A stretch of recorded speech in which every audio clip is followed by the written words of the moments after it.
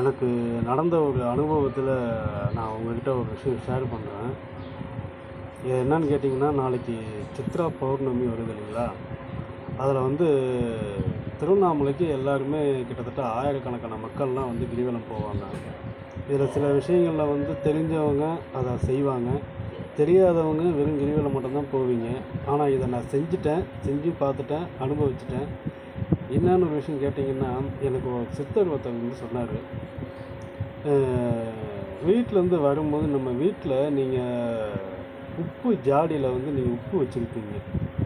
பீங்கான்லேயோ இல்லை கண்ணாடி குடுவையிலையோ இதிலையோ ஒன்று வச்சுருப்பீங்க. அந்த உப்பை ஒரு பேப்பரில் ஒரு கைப்பிடி உப்பு எடுத்து பேப்பரில் மடித்து நம்ம குலதெய்வத்தை வேண்டிட்டு, நமக்கு என்ன கஷ்டங்களோ இல்லை குடும்ப கஷ்டமோ இல்லை பண கஷ்டமோ இல்லை குழந்தைங்களுக்கு ஏதாச்சும் முடியாமல் இருக்குது, பெரியவங்களுக்கு ஏதாச்சும் முடியாமல் இருக்குது, ஏதோ உங்களுக்கு என்ன ஃபேமிலியில் உங்களுக்கு என்ன நிவர்த்தி ஆகணும் அப்படின்ற ஒரு சூழ்நிலை இருக்கும்போது அதை நினச்சிட்டு தயவு செஞ்சு கிரிவலம் வரவங்க வீட்டிலேருந்து ஒரு பிடி உப்பு எடுத்துகிட்டு பேப்பரில் மடித்து நீங்கள் உங்கள் ஹேண்ட்பேக்லேயோ இல்லை கையிலையோ, அதாவது கிரிவலம் போகும்போது கையிலையோ நீங்கள் அதை வச்சுட்டு கூட ஒரு எலுமிச்சம்பழத்தை வச்சு நீங்கள் அந்த கிரிவலம் சுற்றுற வரலும் அது உங்கள் கையிலே தான் இருக்கணும்.